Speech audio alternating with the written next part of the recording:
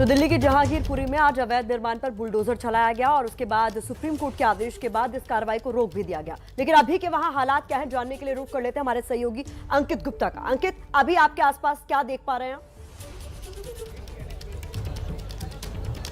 जी फिलहाल मैं आपको सीधे तस्वीरें दिखाता हूँ। तस्वीर उस जगह की दिखाता हूँ जो मंदिर से लेकर के मस्जिद तक का इलाका है, जिसके बीच में अतिक्रमण की कार्रवाई हुई है। लेकिन इस बीच में आपको एक तस्वीर और दिखाता हूँ। देखिए, एबीपी न्यूज की नजर जो है चप्पे चप्पे पर है। हमारी सहयोगी जिया है, वो यहाँ पर एक जो है उसका एंगल कवर कर रही है। निवेदिता लगातार लोगों से बातचीत कर रही है। लेकिन इस सबके बीच में जो तस्वीरें हैं वो आपको दिखाते हैं। यहाँ पर जो अवैध निर्माण हटाया गया है वो यहाँ पर किस तरीके से अब लोग उसको जो बटोरने का काम शुरू कर रहे हैं। लेकिन यहाँ ये तस्वीरें हमको दिखाना इस वजह से जरूरी है कि मस्जिद से लेकर के मंदिर के बीच में जितनी भी दुकानें थी, जहां पर भी अवैध निर्माण था, वो हटाया गया है। इस सबके बीच में यह भी कर देना जरूरी है कि मस्जिद को नहीं किसी तरीके से हाथ लगाया गया, बल्कि मस्जिद के बाहर जो अवैध निर्माण किया गया था उसको हटाया गया है। मंदिर तक जब तक जो है बुलडोजर पहुंचा, उसी दौरान वृंदा करात यहां पर पहुंच गई और वृंदा करात ने बुलडोजर के सामने खड़े होकर के ये कहा कि सुप्रीम कोर्ट का आदेश आ गया है, वरना उस वक्त मंदिर के ऊपर भी कार्रवाई, मंदिर के आसपास जो अवैध निर्माण है उसको हटाने की कार्रवाई शुरू हो रही थी। तो कुल मिलाकर के मस्जिद से लेकर के मंदिर के बीच का ये इलाका,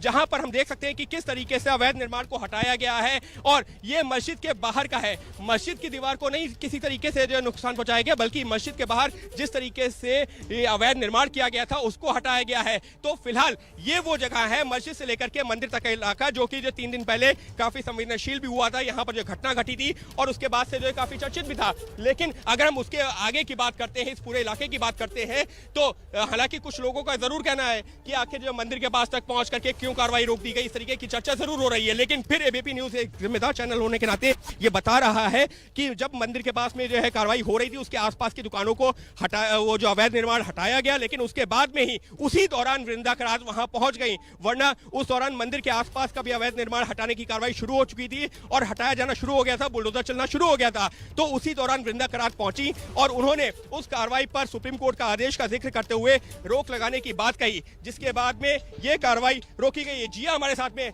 जिया, क्या कहा जाएगा कि सुप्रीम कोर्ट का आदेश जब तक यहाँ पता चला तब तक ये सारा जो डिमोलिशन हो चुका था?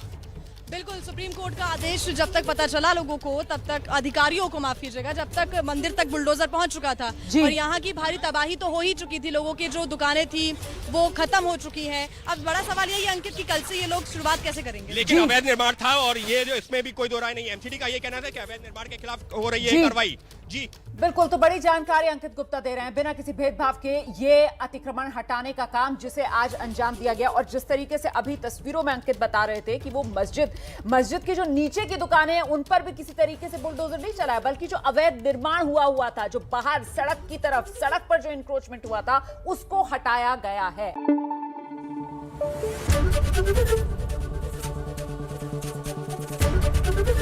एबीपी न्यूज आपको रखे आगे।